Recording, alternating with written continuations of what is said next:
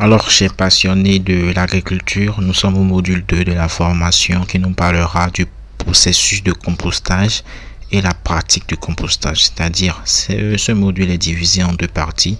Nous allons parler à présent de la première partie qui sera le processus du compostage. Alors, je remercie également déjà ceux qui se sont manifestés après avoir suivi gratuitement le module 1, apprendre les autres modules de formation. Félicitations à vous et je vous rassure que vous allez apprendre beaucoup de choses. Alors, le module 2 de la formation, la première partie nous parlera du processus du compostage. Pour faire du compost de la façon la plus efficace possible, il faut que les micro-organismes soient en mesure de travailler le mieux possible. C'est-à-dire que les 4 facteurs suivants doivent être combinés d'une façon optimale. Je parle de ces différents facteurs. Nous avons le type de matière organique, l'air, l'humidité et la température. Le taux de l'acidité, c'est-à-dire le pH, est souvent mentionné aussi comme facteur déterminant. L'acidité dépend de l'apport d'air et de l'humidité.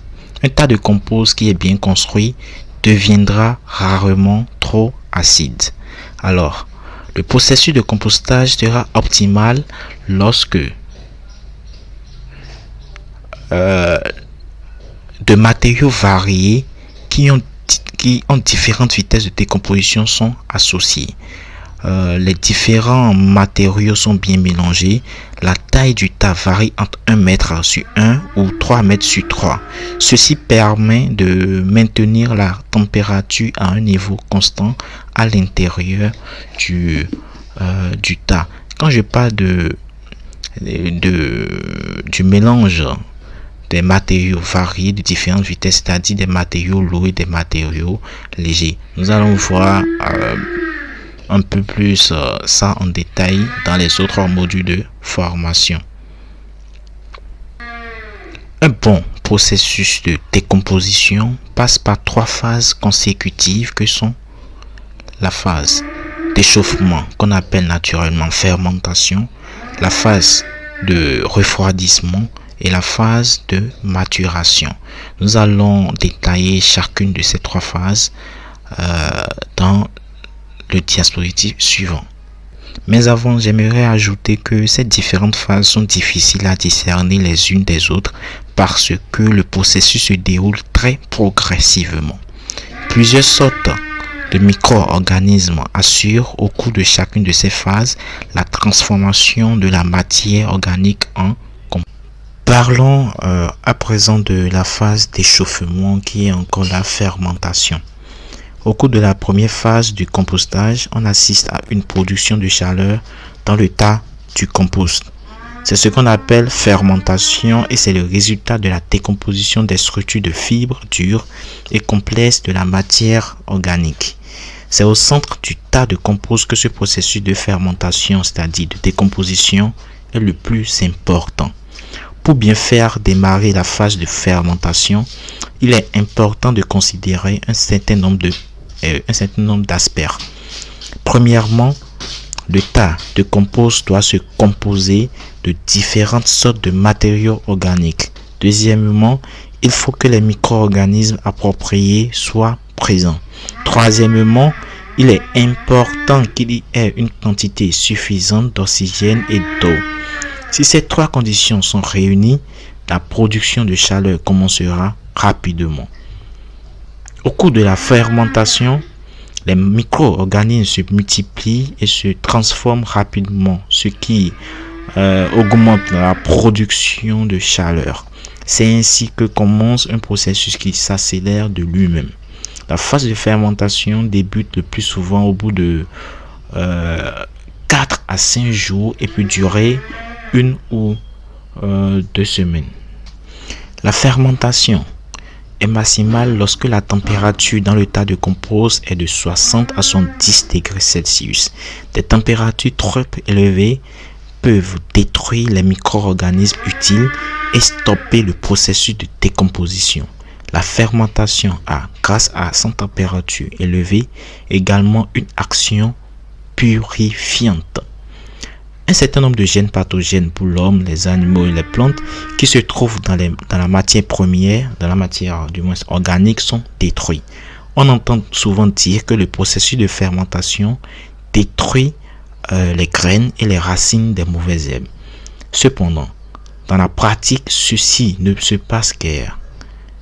Beaucoup de graines de mauvaises herbes ne sont pas détruites dans un tas de compost normal parce que la température n'y est pas assez élevée.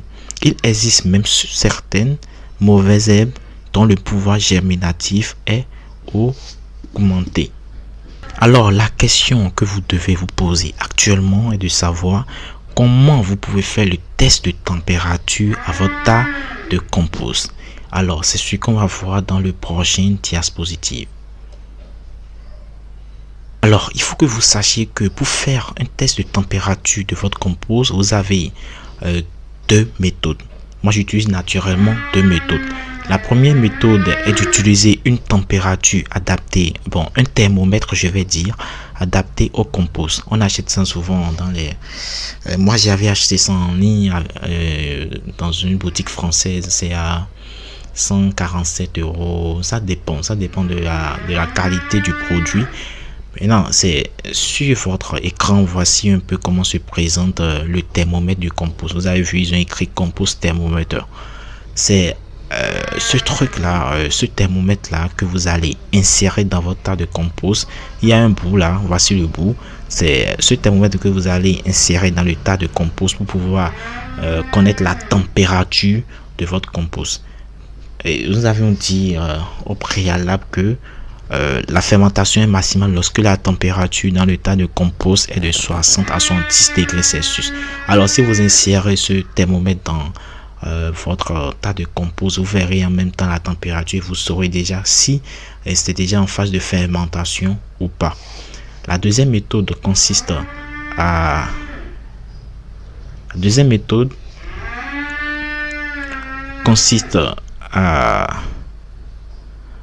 faire genre à environ 5 jours après avoir achevé le tas de compost ou après l'avoir retourné pour la dernière fois. Vous allez y enfoncer un bâton jusqu'au centre. Voici un peu ce genre de bâton. C'est pas la première fois que vous avez vu. Vous voyez déjà des composts. Vous avez déjà vu au préalable des composts ou des tas de composts où ils insèrent un bâton au milieu. Là, vous pouvez l'insérer aussi pour faire un test de température à votre tas de compost. Après avoir inséré le bâton jusqu'au centre, laissez cela pendant 5 à 10 minutes. Le tâter dès qu'il est retiré du tas, il doit être nettement plus chaud que la température de votre corps, c'est-à-dire de 60 à 70 degrés Celsius. S'il est moins chaud que votre température, c'est que la phase d'échauffement n'a pas encore commencé. Cela peut être dû aux matériaux utilisés ou à l'aération. Alors maintenant, nous allons voir la deuxième phase du processus de compostage qui est la phase de refroidissement.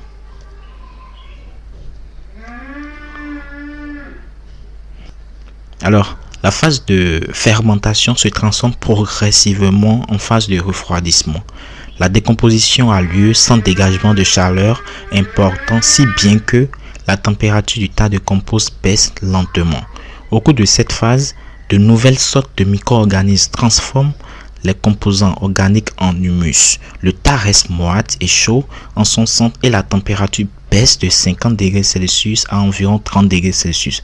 C'est la raison pour laquelle vous devez mesurer habituellement, quotidiennement votre tas de compost pour voir à quelle phase ça correspond. Vous pouvez avoir le thermomètre ou mettre un bâton, enfoncer un bâton dans votre tas jusqu'au centre pour pouvoir évaluer la température de votre tas de compost. En régularisant la température ainsi que l'apport d'air et d'eau, on peut accélérer ou ralentir le processus. La durée de la phase de refroidissement dépend de la manière dont le tas est construit, des matériaux utilisés, de l'entretien du tas et du climat. Le plus souvent, elle dure quelques mois, mais dans des conditions les plus défavorables, elle peut durer jusqu'à 1 an. Maintenant, nous allons voir la troisième et la dernière phase du processus de compostage qui est la phase de maturation. Dans cette phase finale du processus de décomposition, la température baisse jusqu'à atteindre la même température que le sol selon le climat entre 15 et 25 degrés Celsius. En plus des micro-organismes déjà cités, on voit intervenir au cours de cette phase des animaux un peu plus gros qui vivent dans le sol. Dans les régions tempérées, ce sont surtout les vers de terre qui se nourrissent des matières organiques fortement décomposées et contribuent ainsi au processus de décomposition. Des régions tropicales aux régions semi-arides, ce sont surtout des termites qui jouent un rôle important, bien qu'elles puissent causer aussi beaucoup de problèmes. On ne peut jamais vraiment dire que cette phase est terminée. Le processus de décomposition peut continuer indéfiniment à un rythme très lent. Le compost est prêt à l'utilisation quand il est meuble et quand il a l'aspect d'une belle terre organique brune ou noire. Alors, nous venons de finir avec la première partie du module 2 qui parlait du processus de compostage. Rappelez-vous, nous avons dit que pour avoir un bon tas de compost, il faut 3 phases. La première phase, c'est la phase de fermentation où la température est entre 60 à 70 degrés Celsius. La seconde phase, c'est la phase de refroidissement où la température baisse de 50 degrés Celsius à 30 degrés Celsius, et la phase de maturation où la température est de 15 à 25 degrés Celsius, c'est-à-dire la température de votre corps. Maintenant, nous allons continuer avec la deuxième partie du module 2 qui parlera de la pratique du compostage.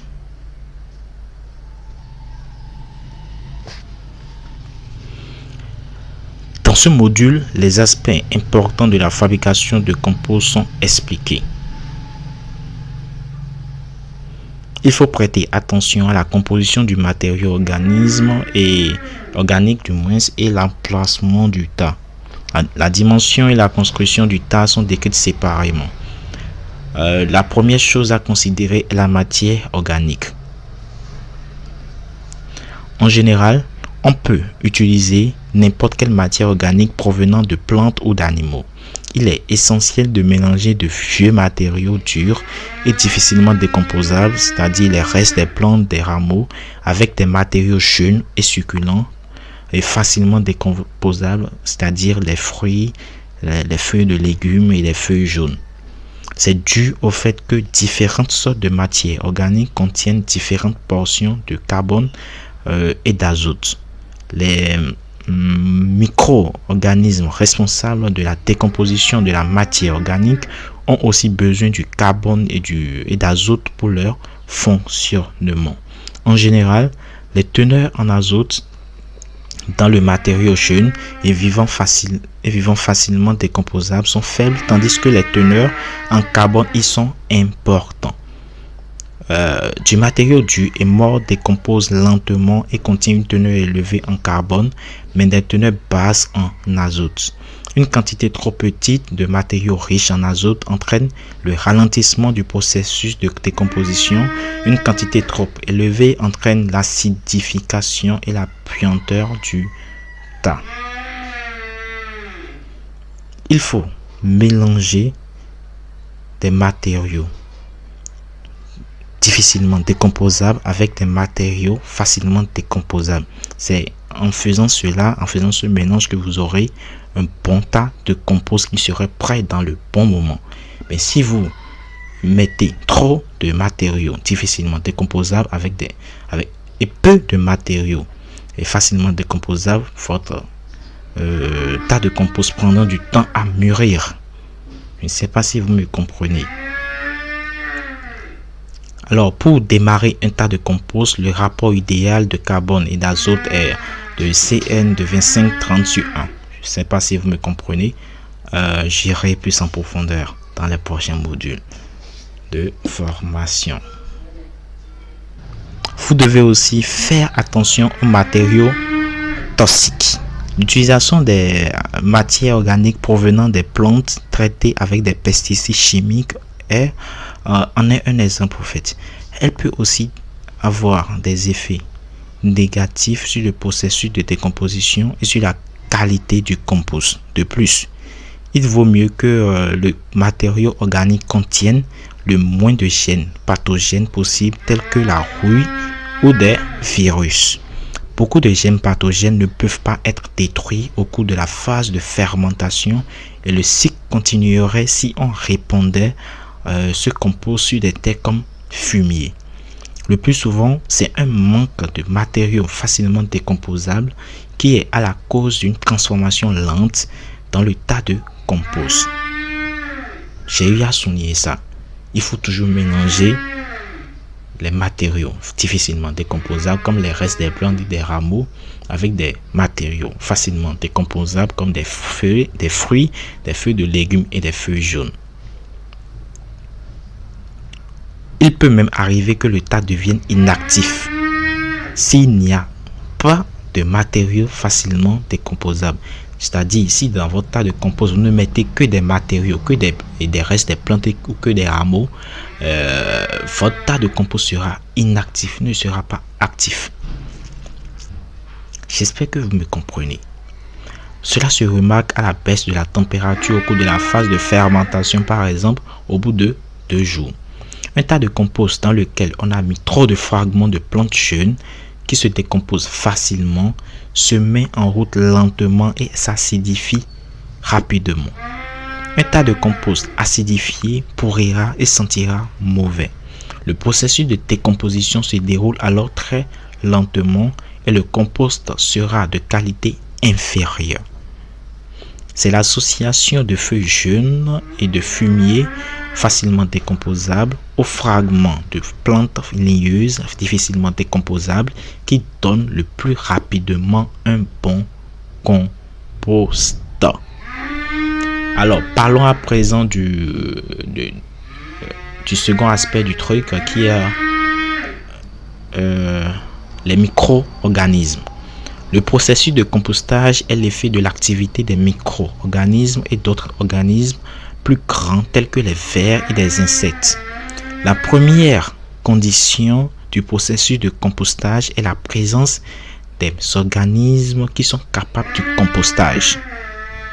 Je répète, la première condition du processus de compostage est la présence des organismes qui sont capables du compostage. On peut ajouter ces organismes au tas en mélangeant du compost déjà prêt avec des matériaux organiques. S'il n'y a pas de compost, de la terre peut être ajoutée. Ramassez cette terre de préférence dans un endroit ombragé ou humide, par exemple au-dessous des arbres. De la terre qui contient de l'humidité contient aussi des micro-organismes. En général, de la terre qui est séchée au soleil ne contient plus beaucoup d'organismes vivants. Nous avançons vers le troisième aspect qui est l'air. Les micro-organismes qui vivent dans le tas demandent de l'oxygène pour survivre et pour transformer le matériau organique. Le dioxyde carbonique qui est produit par les micro-organismes à la suite de leur activité doit sortir par le courant d'air. Si le tas ne contient pas suffisamment d'air, les micro-organismes utiles ne survivront pas. D'autres micro-organismes n'ayant pas besoin d'oxygène se développeront bien ensuite et la décomposition du matériau organique ralentira. Afin de s'assurer qu'il y ait suffisamment d'air dans le tas, il faut éviter de construire le tas de compost directement contre un mur. Lorsqu'on construit le tas, il faut mettre une couche de matériaux durs, c'est-à-dire des rameaux, à la base pour permettre à l'air d'entrer dans le tas. Le quatrième aspect qui est très important est l'humidité. Les micro-organismes ont besoin d'humidité pour vivre et pour se distribuer à travers le tas. L'activité des organismes se ralentira si le tas est trop sec. L'activité des organismes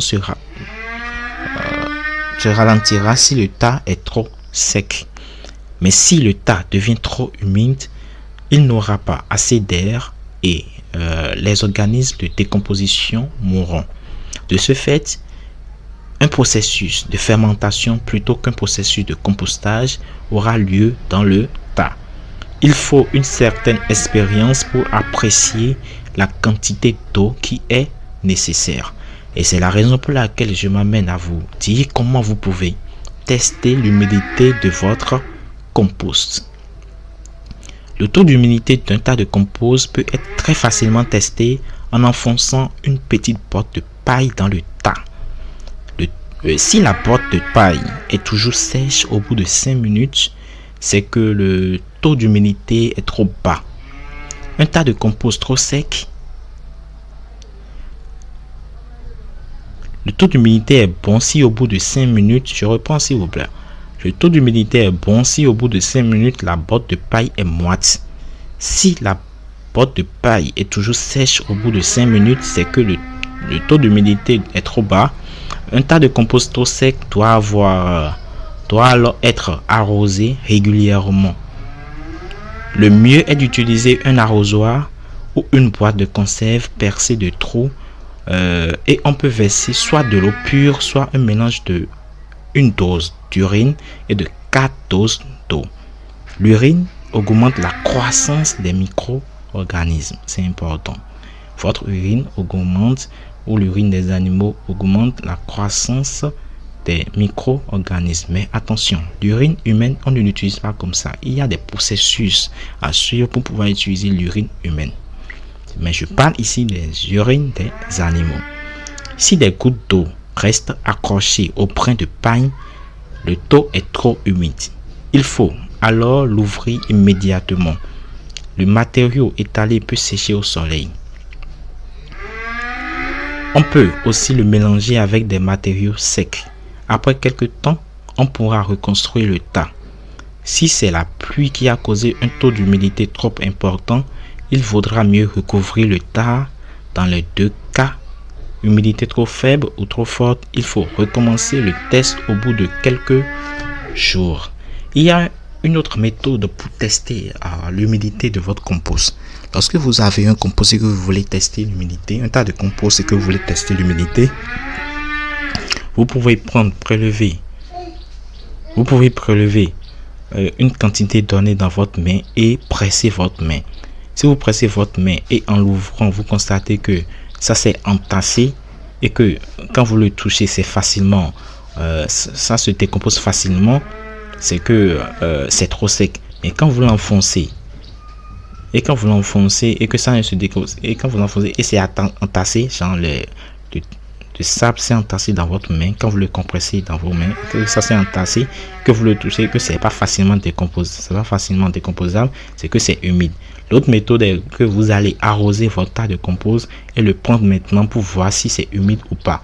Je vous enverrai à la longue des photos ou bien des vidéos pour que vous compreniez la méthode que je décris tout à l'heure. Parlons à présent de l'emplacement de votre tas de compost.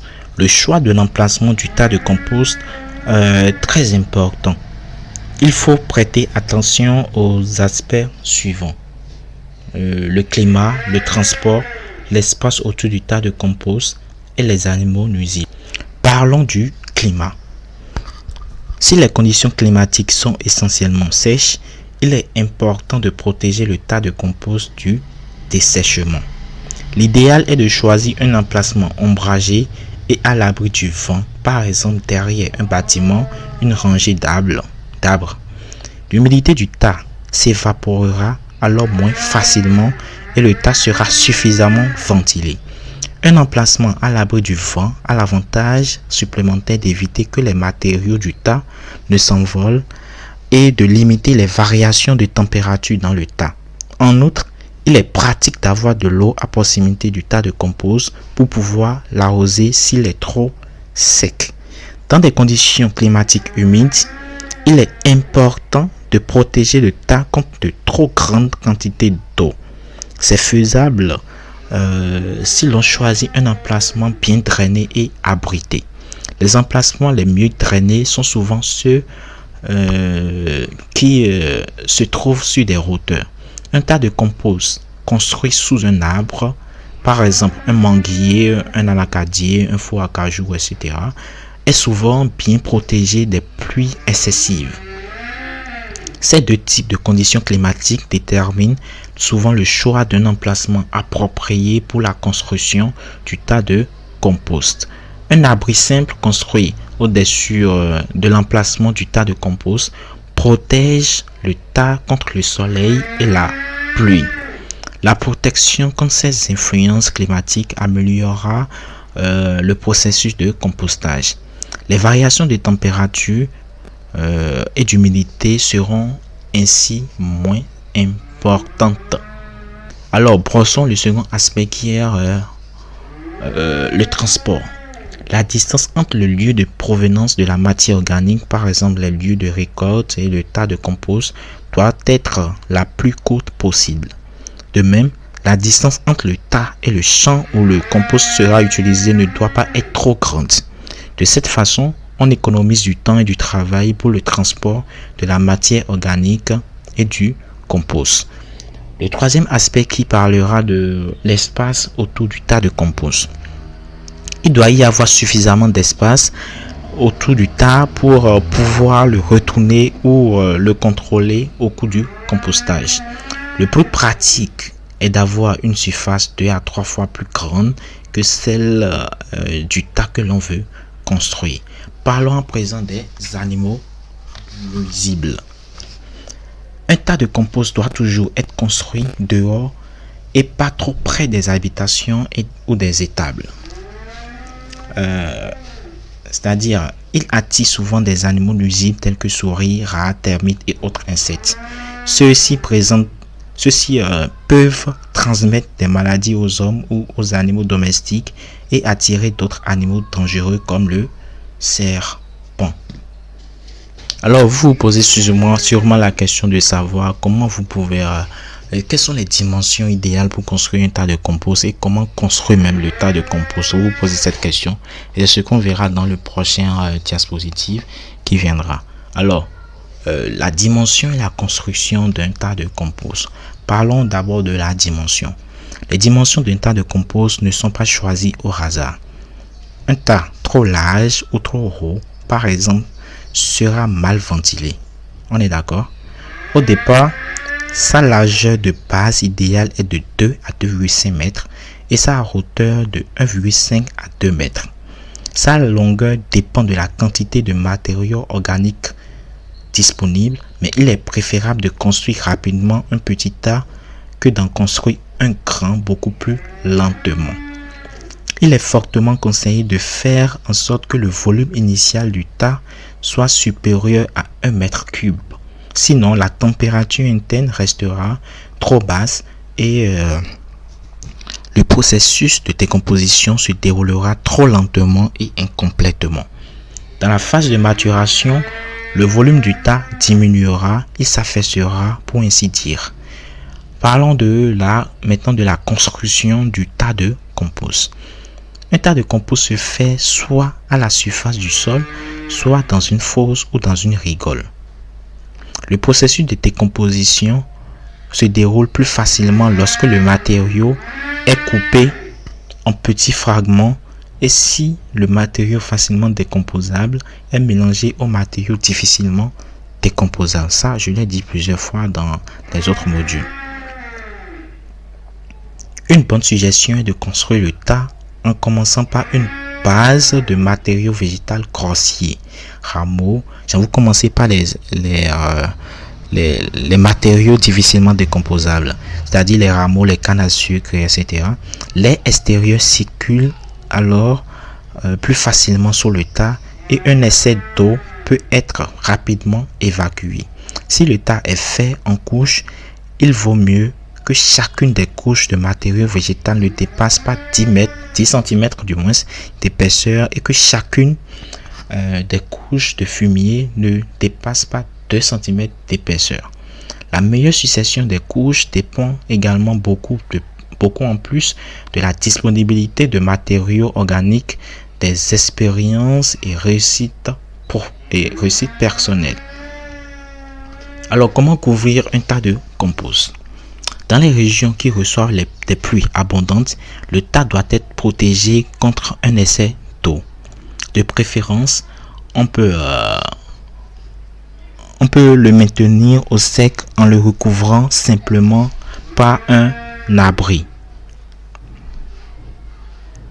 Il est encore plus simple de le recouvrir par une couche de feuilles, d'une couverture, d'un morceau de jute ou de plastique, etc.